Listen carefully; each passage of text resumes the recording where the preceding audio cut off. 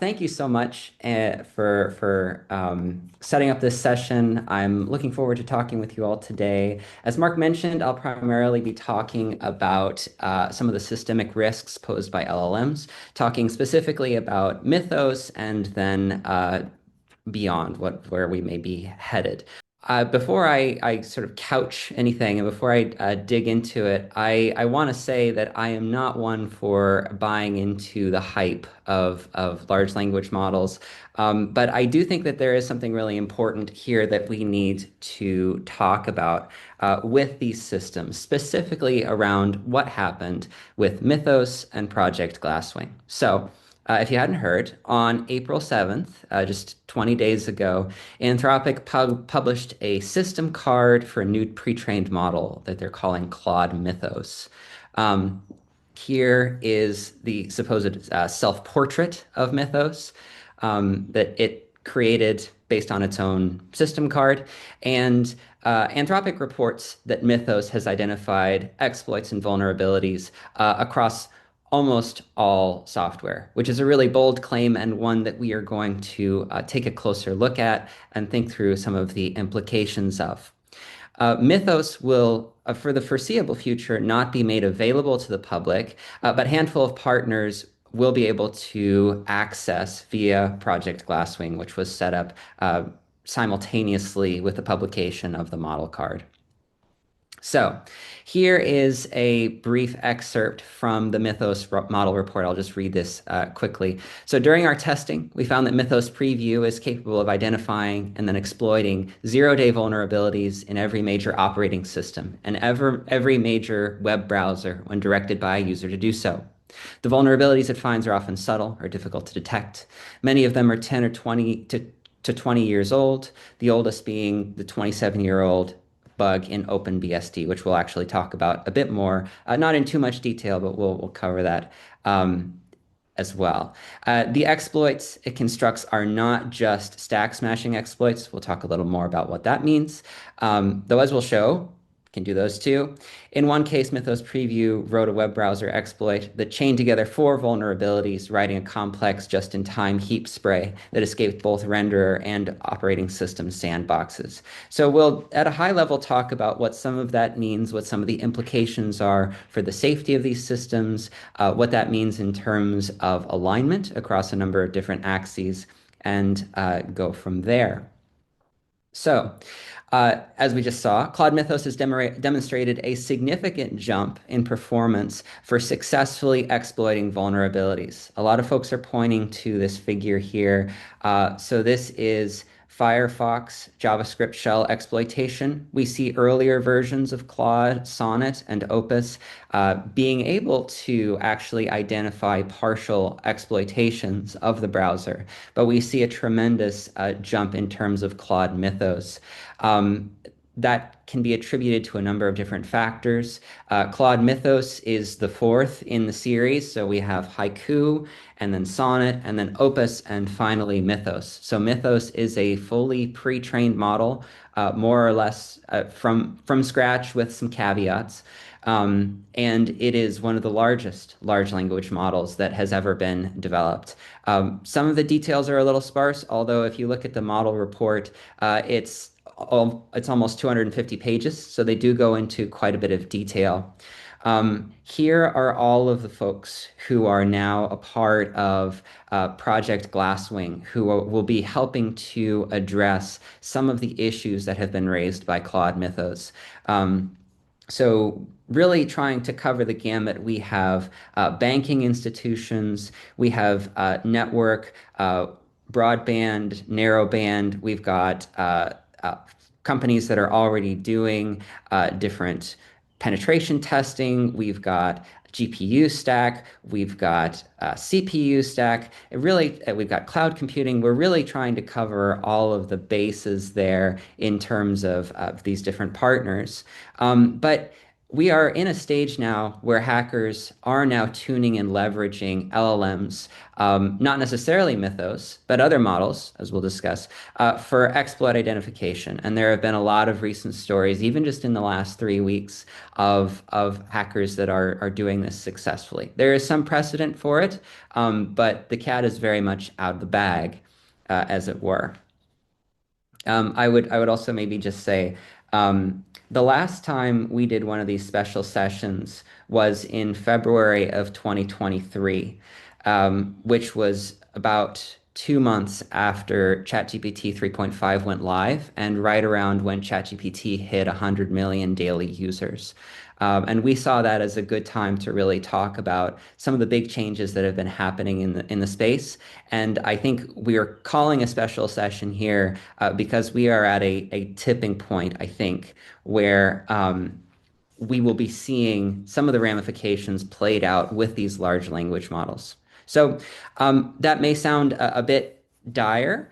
I do want to just maybe couch that a little bit with some of the possible hype and criticisms around these results.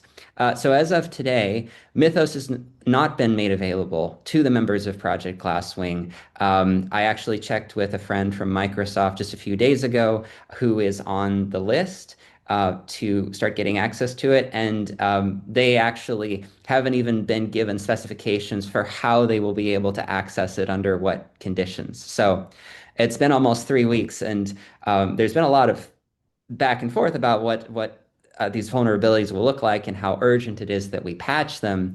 It seems like a bit of a delay to actually get this in developers' hands to start patching these. Um, there is a consulting group called ISLE that released a really interesting report shortly after the Mythos preview report came out. It demonstrated that open weight models, specifically Kimi K2, that's one of the Chinese tigers, can actually identify all of the same exploits described by the Mythos model. These three exploits that were described specifically by Mythos. So Mythos did not enumerate all of the different exploits that they identified. Their report says that they identified over 1,000 different exploits. We'll maybe talk a little more about what that means, what an exploit actually is in this case, how they're defining it. But it certainly seems that open source models are capable of executing a number of these different attacks. So what about other high-performing LLMs? So just since the Claude Mythos preview report came out, we've seen the release of Opus 4.7 and ChatGPT 5.5, both of which are approaching Mythos-like capabilities in terms of their benchmark assessments. So it's interesting that we're sort of raising quite a bit of concern about Mythos right now when we're also seeing models continue to be released, including by Anthropic, that have increasingly advanced capabilities. Another criticism, I don't think this has been confirmed, but I believe this was Axios that was reporting this just about a week ago, that an unauthorized group has already gained access to Mythos, even though the internal collaborators don't seem to have access to Mythos yet, as far as I know. So it's a little bit unfortunate that such a powerful tool may have been accessed by a group with a pretty basic attack, like not even an LLM helped me kind of attack. So turning a little bit to cybersecurity and just talking through some of the terminology here, kind of setting the stage for this what this field looks like, how LLMs are kind of disrupting it. Just a few definitions to start with. Apologies if this is a review for a lot of folks. So we have a zero-day vulnerability. So this is an exploit in software that's unknown to the developers, i.e., they have already released it out into the wild and therefore have 0 days to fix the problem. So 0 days can be identified and then sold. So there are places on the dark web where you can go and say, I have a 0 day vulnerability for such and such a software package. It will allow you to get access to these sorts of systems, and then they will try and sell it to the highest bidder. For certain operating systems, for certain browsers, um, those types of zero-day payouts can be anywhere from hundreds of thousands of dollars. There have been a couple that have entered millions of dollars. So these are quite valuable. And Mythos has found uh, a thousand or so, thousands of these. Um, we also talk about what's known as a bug bounty. So if somebody is a if somebody is what we would call one of the good guys, a white hat hacker, in other words, they are doing all of their hacking in order to improve the security of different systems, then what they will do is they will call up they'll call up Microsoft or Broadcom or whoever, and they'll say, I found this exploit. Here is a potential patch, or I will leave it to you to find a patch, and they will receive a cash payment from Microsoft or Broadcom or whomever. A black hat hacker is probably what most people think of when they think of a hacker. It's somebody who is seeking to scam folks, is doing mass data exfiltration, is just trying to break things. And then gray hat hackers are kind of somewhere in between.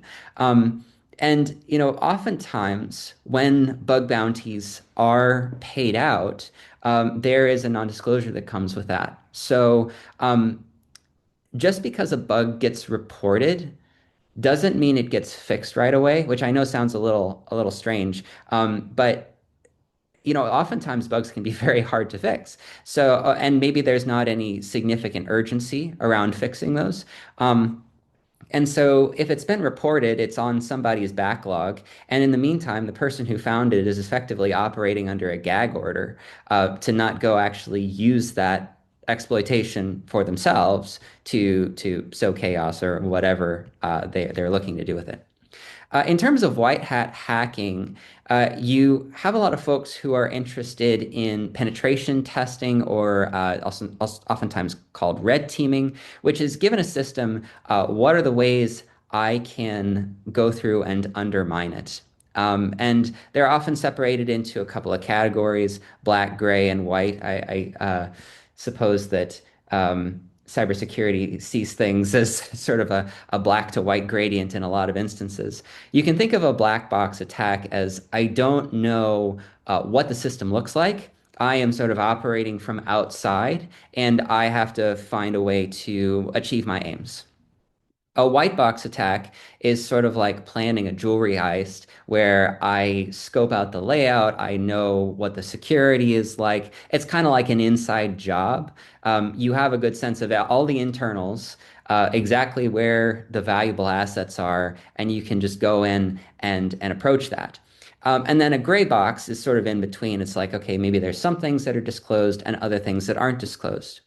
Obviously, it's a lot easier to do penetration testing and vulnerability searching when you can see inside the box. And a lot of the vulnerabilities that Anthropic identified were in open source packages, meaning that this was effectively a white box attack, but that doesn't necessarily decrease the severity of the attack. Um, Another point to make here is what we often would call security by obscurity. So when you put a lock on your door, you are dissuading somebody when they are running the cost benefit analysis of breaking in and taking your stuff, right? If you have loads of valuables inside, then you opt for more security, right? That's just basic physical security, or in this case, like cyber physical security. So little known, little used software packages, those are less of a target. You don't have people dedicating tremendous resources to try and break in and take what ends up not being especially valuable. But of course, really popular packages are also popular targets. Facilities that house very sensitive data are popular targets. But a lot of these packages, it's like nobody really was necessarily that interested in coming up with creative exploits because there weren't that many people who would be affected by it. In an age where suddenly everybody has a lockpicking kit in the form of an LLM, it changes the calculus associated with security by obscurity somewhat. You still benefit from obscurity, but not as much, right? So if you think of, say, operating systems, zero-day vulnerabilities for Microsoft operating systems are extremely valuable. Zero-day vulnerabilities for Linux operating systems are less valuable just because when you have a zero-day vulnerability for Microsoft, you can affect all kinds of machines. You can affect the grid. You can affect water filtration. You can affect nuclear power plants. Whereas with Linux, there's just fewer people using it. And if more people start adopting Linux, then it becomes a more popular target. Um, there's also what's known as the defender's paradox. So the offense has effectively unlimited shots on goal. They just need to get lucky once if they're doing, say, data exfiltration or a rootkit or what have you. Defense, on the other hand, has to parry every incoming attack. Defense is always at sort of a strategic disadvantage. And then one more thing to cover before we start talking more about the cybersecurity with large language models is there are a lot of simple approaches that are sort of they're not all the same. They're sort of classified as what you might call brute force. You see a lot of these discussed with more basic packages and what LLMs used to be able to do quite effectively. Even like non-LLM tools could just go through and kind of execute these brute force attacks. You have fuzzing or stack smashing, stack overflow. We are now beyond those types of attacks in terms of what LLMs are capable of. But that doesn't mean that this is a space without precedent. So, um, I don't think that AI has really been replacing hackers or defenders as of yet. It's really been amplifying both sides and has especially excelled even from like late 2022, early 2023. It has excelled more at finding vulnerabilities. So you had uncensored SFT models, stochastic fine-tuned models that became available in early 2023. So you have Worm GPT and Fraud GPT that were specifically created to be completely unfiltered, completely uncensored. They have received millions of downloads. A lot of these are open weight models. And they are specifically designed to help hackers develop malware, to automate social engineering and phishing attacks. And many of those that have been documented were successful. Simultaneously, as LLMs are entering the malware space, state-of-the-art large language models in 2023 often struggled to flag and report potential exploits. So identifying the vulnerabilities turned out to be a lot harder in 2023 than it is today.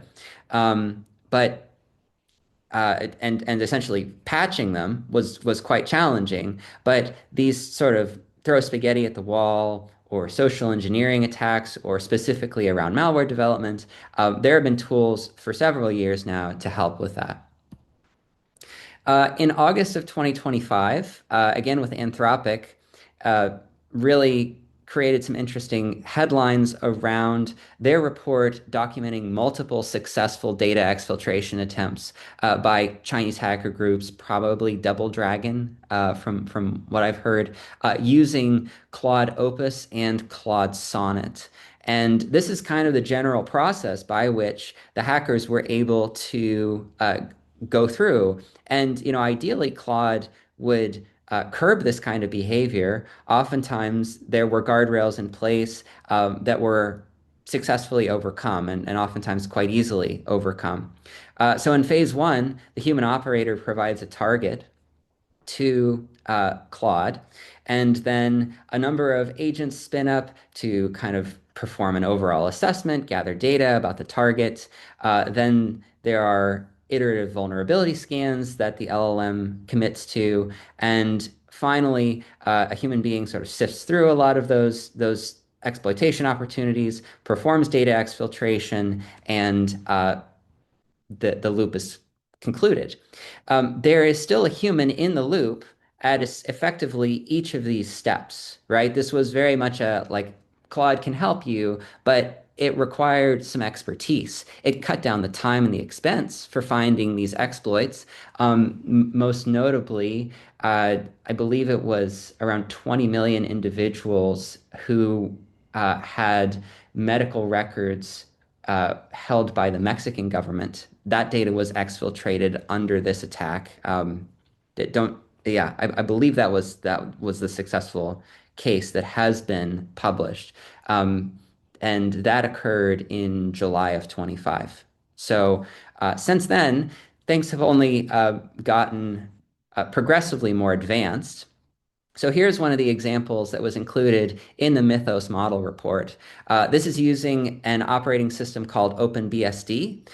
This is a security-focused Unix-like operating system. Even though OpenBSD stands alone, there are a lot of components that end up getting used and reused by other more popular operating systems. Thinking back to security by obscurity, if you're asking yourself, what's OpenBSD? I've never heard of that before. Well, there you go. Um, that it's often used natively on routers, sometimes with firewalls. It is built and maintained by developers specifically to be security focused. And so finding a vulnerability, specifically one that has been sitting around for 27 years, um, is a pretty big accomplishment, right? And this is a hack that they have now patched that they are able to tell us about. There are plenty that they're not telling us about, but they are effectively they are using what's known as a SHA hash to mint something like a certificate to show like, oh, we can prove after the bug is patched that at the time we were able to we were able to demonstrate this vulnerability. But looking at OpenBSD, the issue, just for folks who are curious more on the technical side, there's this protocol known as TCP, which undergirds a lot of the World Wide Web and the internet. There's this process known as selective acknowledgement when you are passing data or packets between a sender and receiver. There was a portion of the implementation that resulted in what's known as an integer overflow. You can sort of think of that like if I have a byte that's storing a number, I can only count up to 255 just with the number of bits that I have. If I exceed that, I have what's called an overflow, and I end up sort of cycling back underneath, starting back at 0, 1, etc. And it seems like a pretty benign issue, but of course these have knock-on effects and can be concatenated with other vulnerabilities.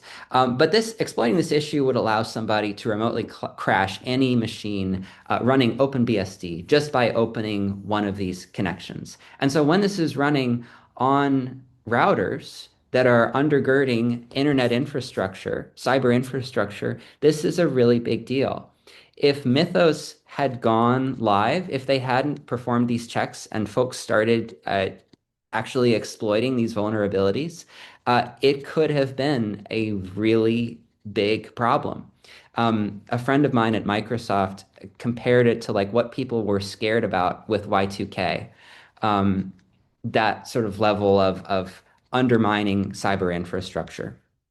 It's also worth pointing out that since April 2025, whereas the hackers there was quite a bit of handholding throughout this process, Claude Mythos pinpointed the issue, demonstrated the vulnerability, wrote a patch, and submitted it for review. This requires expertise crossing a lot of domains. So one aspect of cybersecurity, and I should just say I'm not a cybersecurity expert. I know enough to be dangerous, as it were. But experts in cybersecurity end up narrowing to specific types of attacks or specific attack vectors like buffer overflows or memory corruption or just a variety of different sort of silos. And so you have folks who are looking to break things, either white hat or black hat or something in between. And then you have the folks who are trying to patch. And oftentimes those folks are collaborating with one another, but the people who know how the undergirding infrastructure works are often different from the people who are trying to exploit those vulnerabilities. So even though this might seem like it's all sort of relatively contained, this really requires expertise across domains. And just on a matter of scope, um, I may be wrong, but I don't think that a single individual has the expertise, like by themselves, to implement an entire browser, right? It may seem like a simple thing, but there is a lot of specialization that happens here. And Mythos, because of its training, particularly on just vast code bases across multiple expertise, using data from Scale AI and Mercor and some of these other organizations, it has sort of broached across multiple levels of expertise, across these different subdomains to orchestrate really complex, really hard to mitigate attacks. Now, I want to shift gears just once more to talk about what's known as CBRN uplift. First of all, some of the definitions and then benchmarks. So, CBRN stands for chemical, biological, radiological, and nuclear threats via artificial intelligence. Specifically, can an AI build a bomb? Can an individual or a group with minimal expertise execute some kind of a large scale attack, building a dirty bomb, creating a custom virus in a lab, acts of global or domestic terrorism, in part using an AI for uplift. So the uplift is the expertise that an AI could be providing to individuals that are otherwise relatively unskilled. So this has been a definition since, gosh, like 2016, 2014, somewhere around there. Around 2023 or thereabouts, there were two aspects that were added to this definition of CBRN. There was cybersecurity vulnerabilities. So, can someone undermine cyber infrastructure using AI? And can somebody uh, essentially automate the projects of an AI researcher, which hypothetically, and a lot of people, I think rightly have some skepticism about this. Can you get sort of this self-improving iterative loop where the AI is improving itself again and again and again because it's automating its own domain research? Can talk about whether or not that's possible, but in general, I think that we are at a stage where this is becoming a greater concern. So there are lots of benchmarks that exist to assess CBRN uplift, but it is quite a moving target. If you look at the frontier safety reports for, say, Google, for example, oftentimes there will be benchmarks for, say, virology, and um, from one frontier safety report to the next, you will see a jump in performance, which would suggest some CBRN uplift. But oftentimes, when they would get experts in to evaluate, they would say, "Well, the model didn't. There was maybe some data contamination. It's not clear." So it becomes a bit of a moving target to say whether or not we're actually seeing CBRN uplift along these axes. There are certainly researchers. This paper came out in early 2025 um, that were demonstrating for a lot of custom academic CBRN benchmarks, you were already seeing a significant jump in performance for them being able to orchestrate different types of attacks, even assessments for orchestrating bomb manufacturing, chemical, biological type of attacks. So where we're at with Mythos, I would say, is that it is clearly demonstrating CBRN uplift across the cybersecurity axis. There's also been some interesting research that suggests that we are entering a period where there is CBRN uplift along an AI research axis. So this was several months ago, but it was reported that Anthropic had used Claude to identify a way to improve Claude, and that implementation had actually saved the company quite a bit of money and resources. So I would say we're at a stage where it's feasible.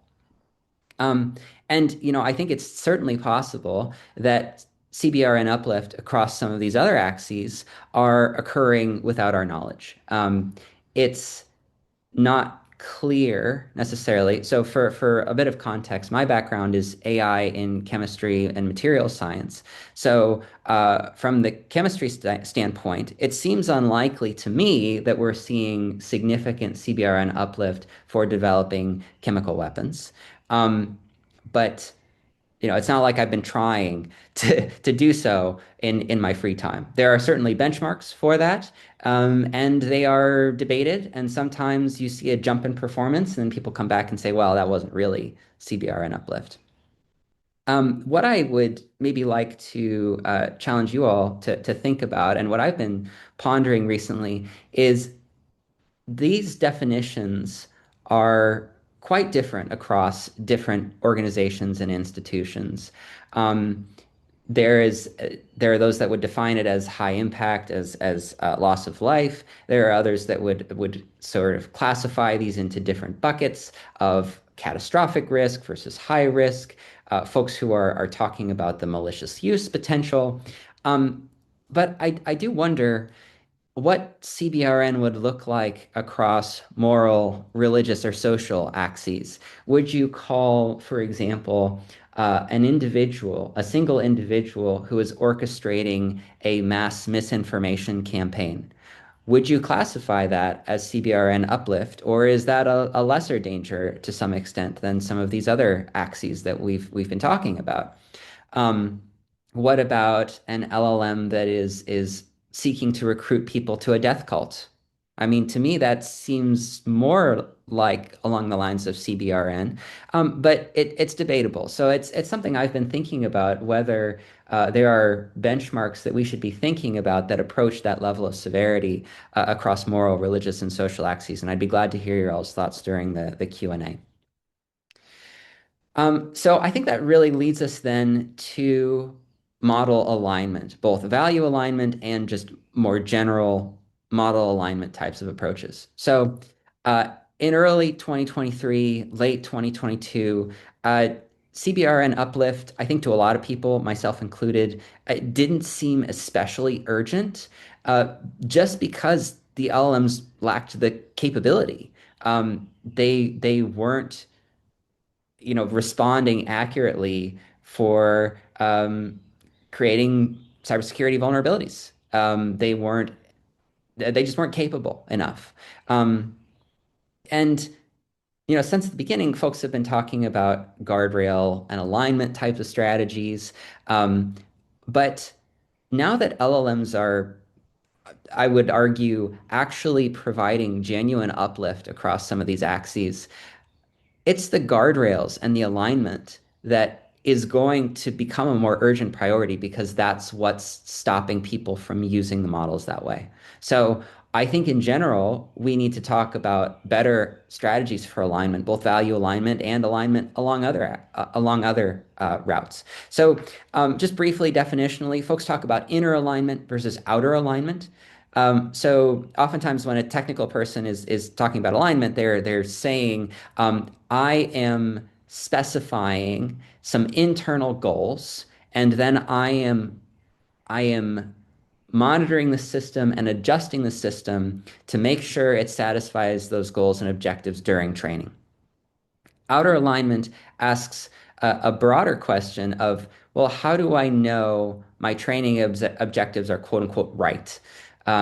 This has led to a lot of interesting questions. For example, emergent misalignment has been a big problem recently, where you oftentimes have two incentives pitted against one another. There was an instance with Claude Mythos, actually, where researchers were trying to do a benchmark evaluation and asked the large language model to report whether or not it had seen a question within the benchmark before via some degree of contamination. And upon closer inspection, they identified that the LLM would reason that it had seen that question before, but it wasn't going to report that because it was hill climbing on that benchmark. So you have these competing objectives that are affecting inner alignment and outer alignment to some extent. So thinking about what the right training objectives are and how to turn those into inner alignment objectives, I think is one of the really important places where AI and faith could make a difference here. Um, there are, of course, a lot of popular approaches right now for alignment. So there's SFT, stochastic fine tuning, which is adjusting weights within a model based on some additional training corpora. There's RL star F, short for RLAIF and RLHF. So human beings starting off by just looking at prompts and responses, and through this iterative feedback, don't have to go into the details with the reinforcement learning and GRPO, but it's iteratively affecting the large language model and adjusting it towards human preferences or to AI preferences, which is where constitutions come in.